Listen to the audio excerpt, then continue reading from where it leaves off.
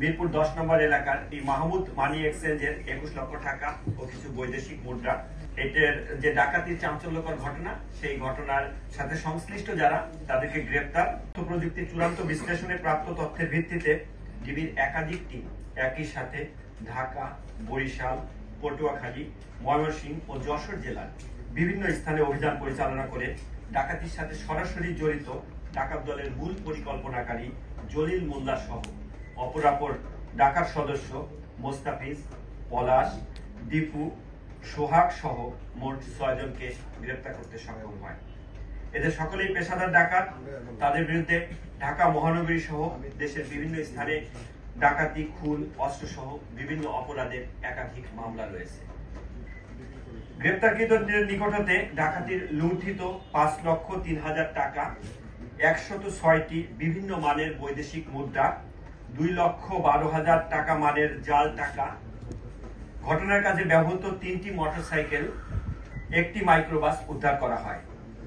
এছাড়া ডাকাতির কাজে ব্যবহৃত একটি বিদেশি পিস্তল, 2 রাউন্ড গুলি, একটি চাপাতি ও 3টি খেলনা পিস্তল উদ্ধার করা হয়। এ ঘটনায় ভিকটিম জাহিদুল হক চৌধুরী বাদী হয়ে মিরপুর মডেল থানায় একটি ডাকাতি মামলা দায়ের করেন।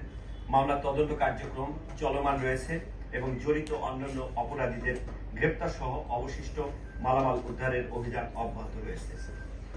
উল্লেখ্য, অট্ট মামলায় গ্রেপ্তারকৃত আসামিগণ ইতোপূর্বে 24 জানুয়ারি 2025 তারিখ কামরাঙ্গীচর থানা এলাকায় আগ্নেয়াস্ত্র দ্বারা গুলি করে 50 ভরি স্বর্ণ লুট করার কথা প্রাথমিকভাবে আমাদের কাছে স্বীকার করেছে এবং 20 অক্টোবর 2024 তারিখ 7 মসজিদ রোড ধানমন্ডি থানা এলাকায় একই পদ্ধতিতে আগ্নেয়াস্ত্রের দ্বারা গুলি করে ভিকটিমের নিকট হতে 52 লক্ষ টাকা ছিনিয়ে নিয়ে যাওয়ার ঘটনায় তাদের সম্পৃক্ততা রয়েছে মর্মে প্রাথমিকভাবে তাদের স্বীকারোক্তিতে জানা যায়।